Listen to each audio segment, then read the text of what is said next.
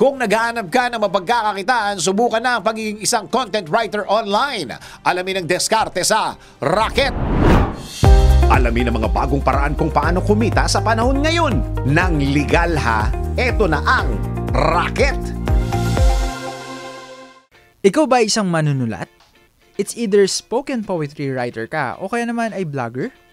O baka isa ka sa mga individual na mahilig magsulat during your spare time? Well, Rocketero at Rocketera, let me handle this. Narito ang Rocket na pwede sa'yo anytime, anywhere, basta may internet connection ka, sipag at tiyaga. Pag-usapan natin ang pagiging isang content writer. Isang halimbawa dito ang pagsusulat ng article regarding top tourist spots in the country. Pero dapat base ito on your own research or experience. But at the same time, tama ang iyong grammar.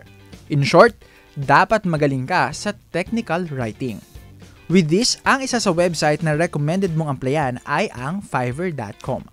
Pero teka, bago ka mag-apply, mahalaga matutunan mo muna ang life hack na makakatulong sa iyong trabaho. Ito ang ChatGPT. Kilalang kilala ito ng mga estudyante dyan na magaling magsulat ng essay. So bago mo ito magamit, kinakailangan na mag-sign up ka for an account. Then after that, let's say nag-request ang iyong client na magsulat ng 1,000 word essay tungkol sa isang Thai restaurant. Ang gagawin mo ay itatype mo ang 1,000 word essay about Thai restaurant. Then, lalabas na ang research about that and makikita mo din ang mga sources ng kanyang pinagkuhanan. With that, mas mapapabilis ang iyong trabaho bilang isang content writer at maraming kliyente ang lalapit sa iyo. Kaya't mag-apply ka na bilang isang content writer sa iyong rest day.